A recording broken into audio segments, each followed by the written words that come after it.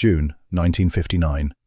The Owyhee country of southeastern Oregon, high desert, sagebrush and rimrock running flat to the edge of the world, where the nearest real town is 70 miles of washboard road away, and a man's whole life depends on one thing, and one thing only: water. Out here, water is not a convenience. Water is everything. A homestead lives or dies by its well, and a well is the difference between a family on its own land and a family loading a truck in the dark. Everyone in the Owyhee country knows this in their bones, and so does the combine that has come to take the valley. In the little settlement of Ruby Wash, the wells have been going bad. One by one, family by family, the water has turned. A taste of brine where there'd never been brine before. Salt in a well that gave sweet water for 30 years.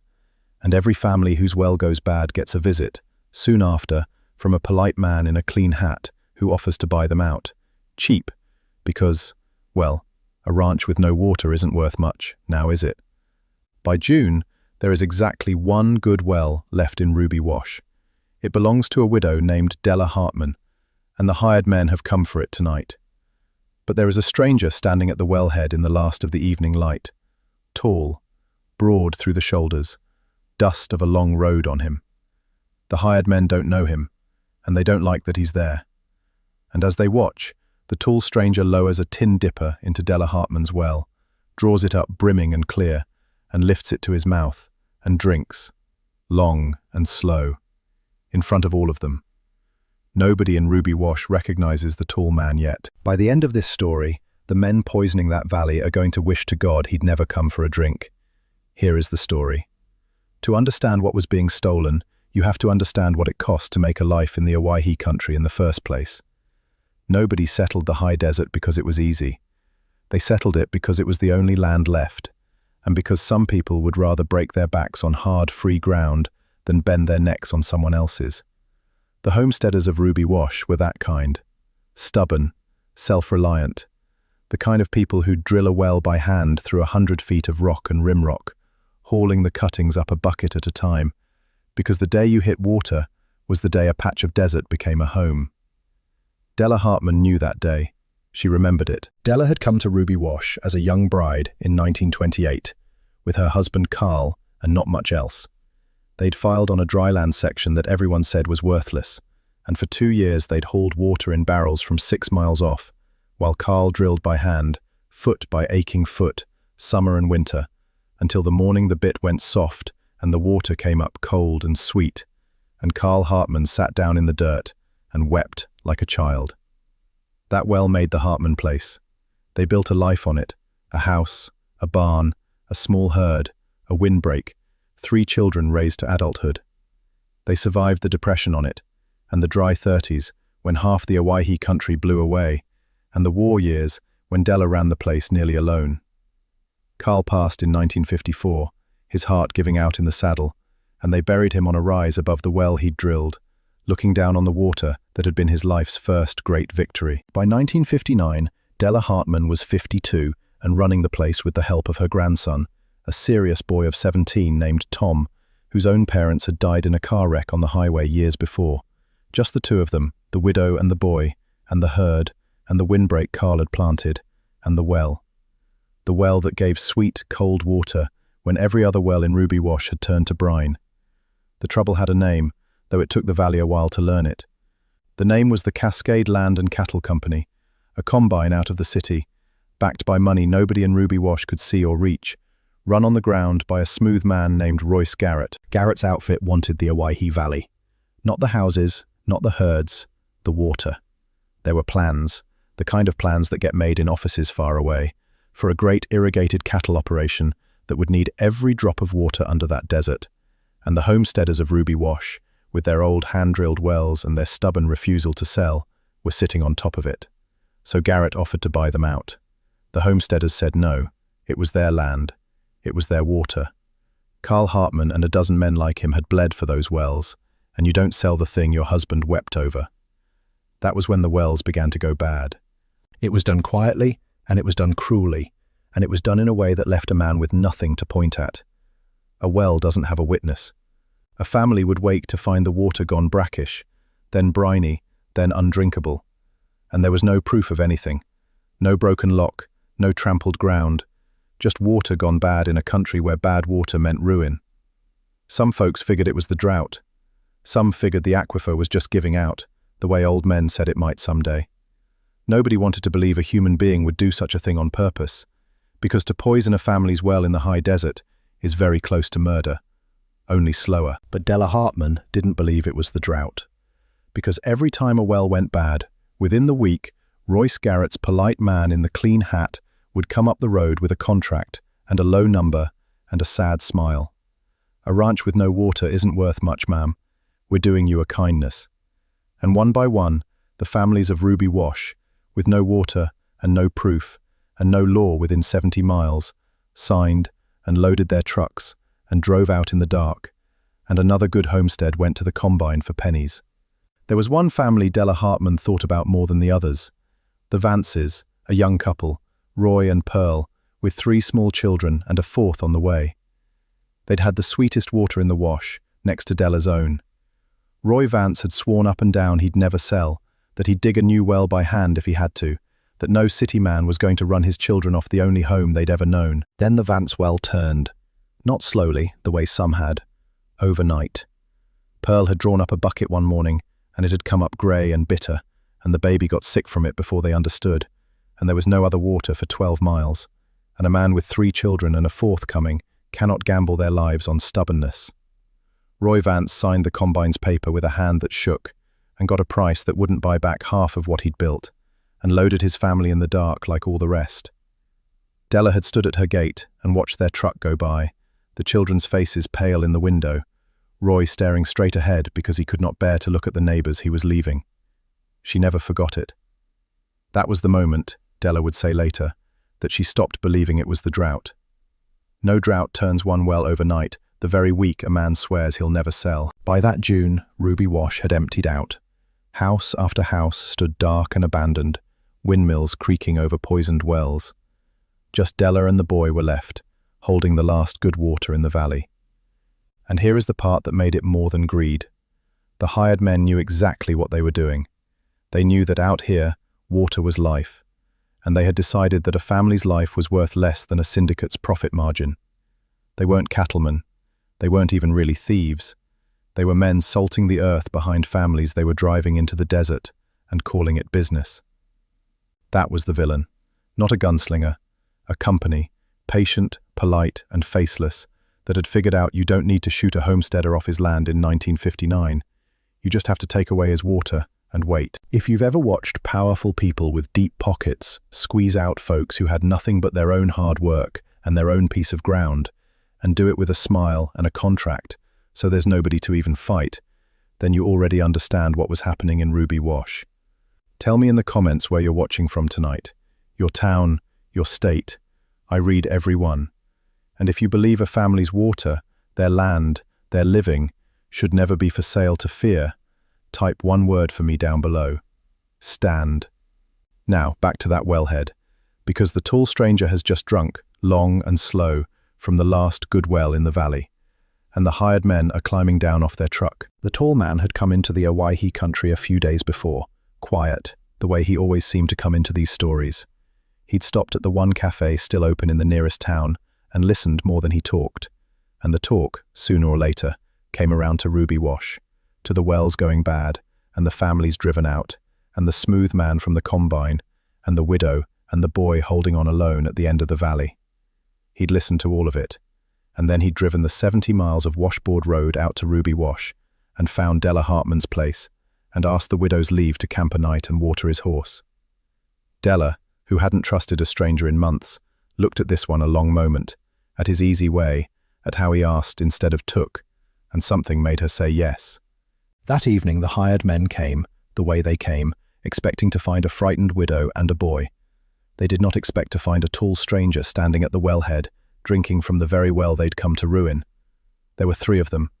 The lead man, a hard fellow named Brock, who did Garrett's quiet work, climbed down off the truck and put on a friendly face that didn't reach his eyes.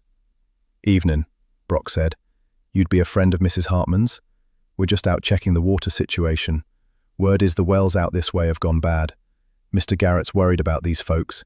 Came to test the water, Make sure it's safe. Now here is where the easy version of this story would have the tall man pull a gun and run the hired men off the place.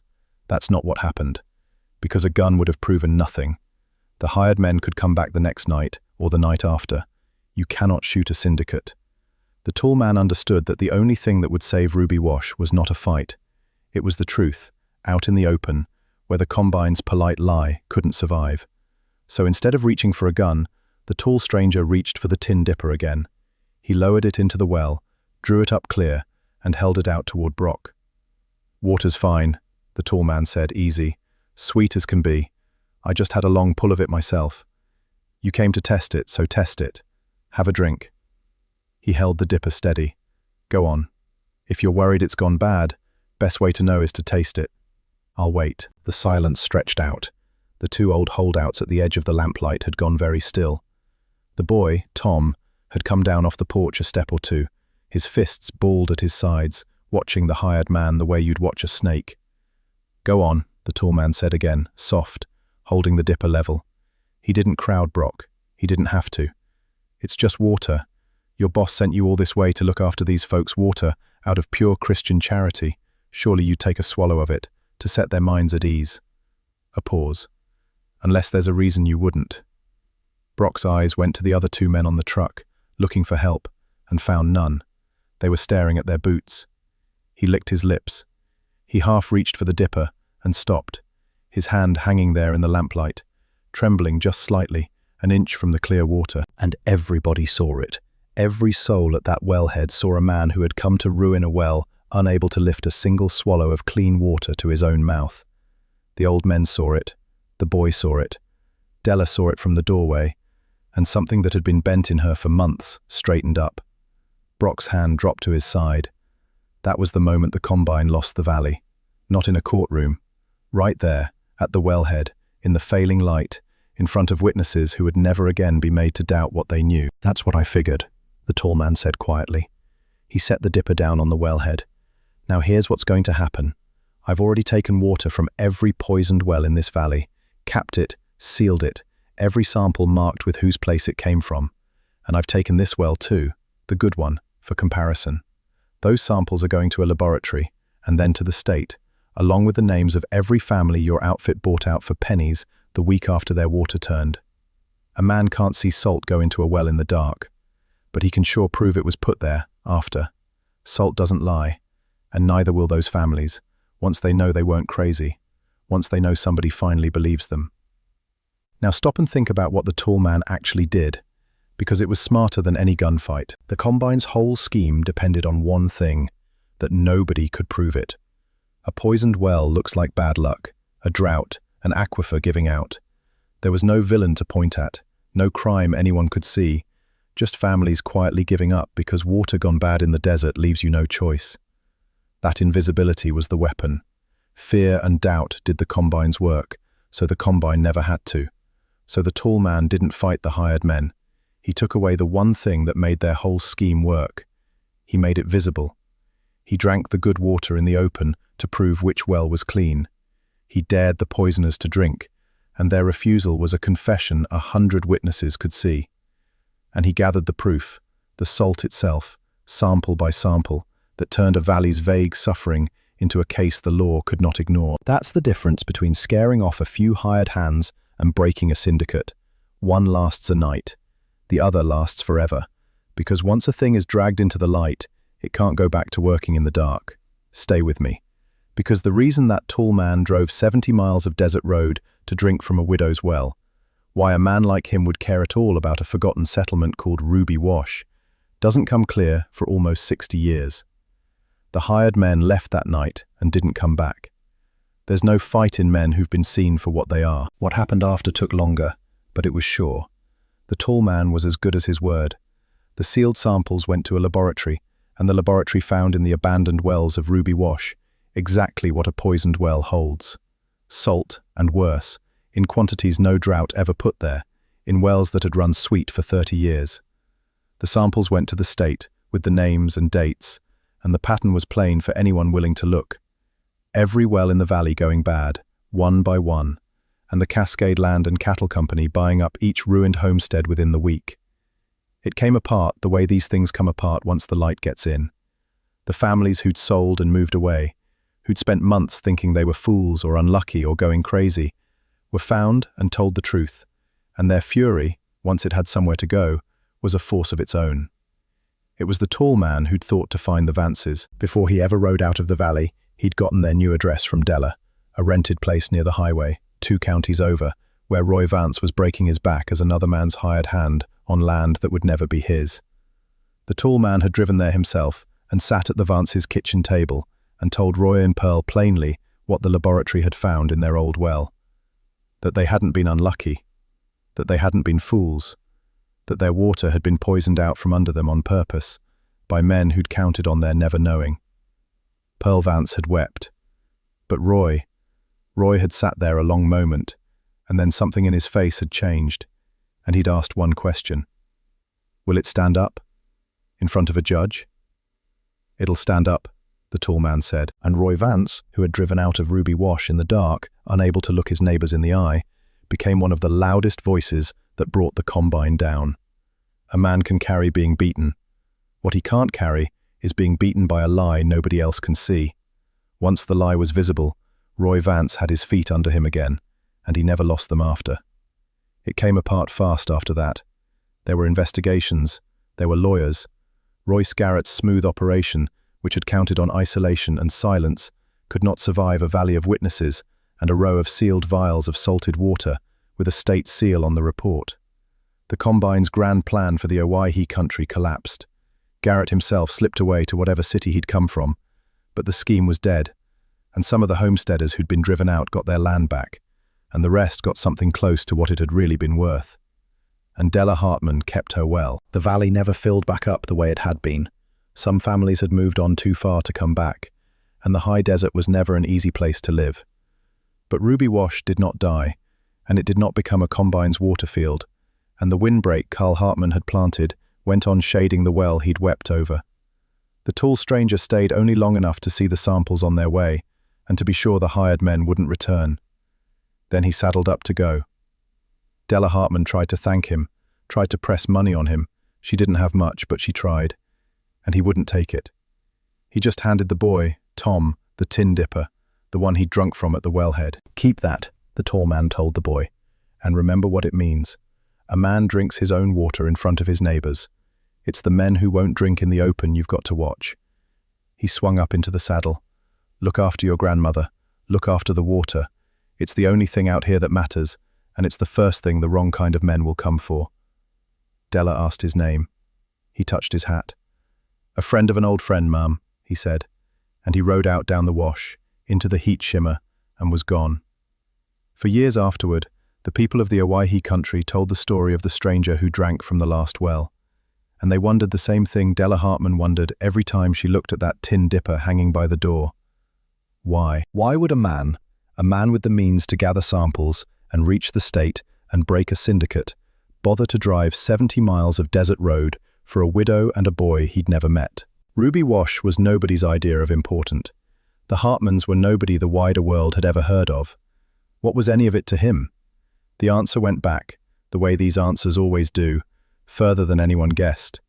It went back to Carl Hartmann, Della's husband, 5 years in his grave by the time the stranger ever rode into the valley. Long before Ruby Wash, when Carl Hartmann was a young man working cattle wherever the work was, he'd ridden for a hard outfit alongside another young hand trying to make his way. And one summer, on a dry drive, that other young man had gone down.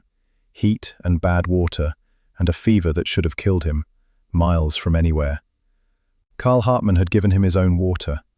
Day after day on that drive, Carl had cut his own ration to keep the sick man alive, and had carried him, and had got him to a doctor, and had never once mentioned it again, or asked for a thing in return. Just shrugged when the man tried to thank him, and said a fellow shares his water in the desert, or he isn't a fellow worth riding with. The young man Carl Hartmann gave his water to lived. He went on to do well in the world, better than well, and he never, ever forgot that a man named Carl Hartmann had once given him water in a dry country, when water was life, and there was barely enough for one. He meant to find Carl someday and square it. But the years run long. By the time the man finally came looking, Carl Hartmann was 5 years dead, on a rise above Ruby Wash, and his widow and his grandson were the last family in a valley being driven off its land by men poisoning the very thing Carl had once shared so freely. And the man decided there was exactly one way to repay Carl Hartmann that Carl would have understood. Not money. Carl would have laughed at money. The way to repay a man who once gave his water in the desert was to ride back into the desert and save another family's water. To drink from the last well in the open, the way an honest man drinks, and shame the poisoners into the light. So he drove the 70 miles, and he drank. Della Hartmann ran her place for the rest of her life, and her grandson Tom ran it after her, and the well Carl drilled by hand never went bad again. But it was Tom's daughter, Della's great-granddaughter, who carried the story furthest. Her name was Claire. Claire Hartmann grew up in that high desert house with a tin dipper hanging by the door, and grew up hearing the story of the stranger who drank from the last well, and grew up understanding young what her family had nearly lost and why.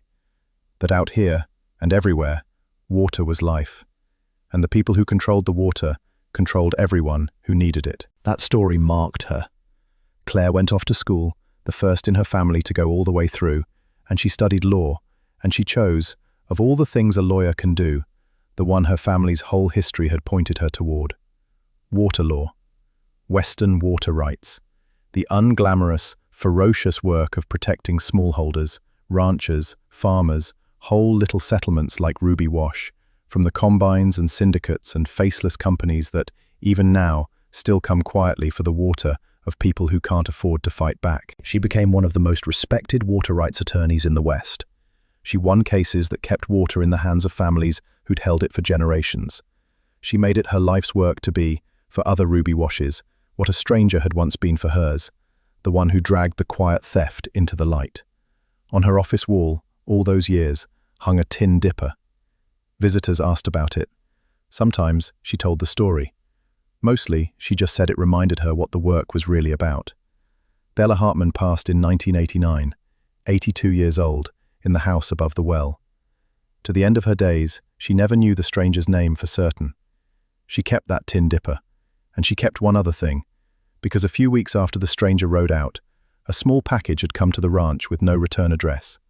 Inside was a sealed envelope, marked in a steady hand, for the family of Carl Hartmann, to be opened by his children's children. They kept it sealed, honoring the words. It passed from Della to Tom to Claire, and waited, unopened, for decades. And it was Claire, the water lawyer, the one who'd given her life to protecting the water of the powerless, who finally opened that envelope in the year 2017. Inside was a single sheet of paper, in the same steady hand as the words on the envelope. It said that the writer had owed a debt to Carl Hartmann that no money could ever pay.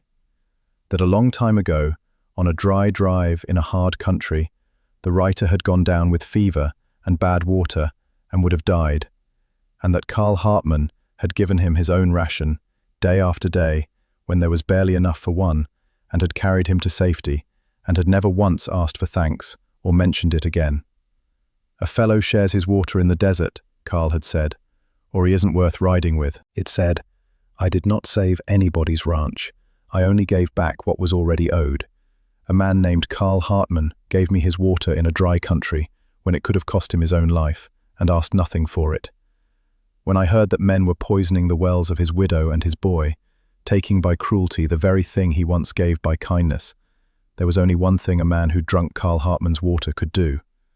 I drank from his well in the open, the way he taught me an honest man drinks, and I made the poisoners stand in the light. Tell his grandchildren what kind of man their granddad was, that he shared his water. There is no higher thing you can say about a man from this country. That is the whole of what I owe, and the whole of what I once said. And it was signed, not with the name the world knew from the screen, but the way a man signs when he wants to be remembered just as plainly himself. Marion Robert Morrison. Claire Hartmann set the letter down with her hand pressed to her mouth, because she knew that name. Anyone of her great-grandmother's generation knew it. Marion Robert Morrison was the name John Wayne was born with, the name on his birth certificate, before Hollywood ever gave him the other one. The tall stranger who'd ridden 70 miles of desert road to drink from a widow's well, who'd broken a syndicate not with a gun, but with the truth held up in the open, all to repay a dead cowhand who once shared his water in a dry country, was the Duke. Today, that tin dipper and one of the capped vials of salted well water that broke the Cascade Combine sit together in a glass case at the Malheur County Museum, donated by Hartmann along with the letter. The little placard tells the story of the homesteaders of Ruby Wash, and of the day a stranger drank from the last good well and made the poisoners stand in the light. It does not name the man who drank. That was his own wish, written plain in the letter. He never wanted his name on it. He never wanted credit for giving back water he believed had always belonged to Hartmann. But now you know. There is more than one kind of well a man can poison. There's water, and there's trust, and truth, and a neighbour's good name. And there will always be men who'd rather take what's yours by fear and quiet ruin than earn it in the open, because the dark is where their kind does its best work. The cure is always the same. Drag it into the light. Drink the water in front of everyone. Make the men who won't drink in the open answer for why. They don't make men like John Wayne anymore, and they don't make men like Hartmann anymore either. The ones who'd give you their last ration in a dry country and never once mention it again. If this story moved you, do one thing in their memory. Share it with someone who's ever stood their ground against people with more money and less conscience, and tell them the truth, held up in the light, is stronger than any of it. Tell me in the comments where you're watching from tonight. I read every one. And hit subscribe. There's a new John Wayne story here every night at midnight.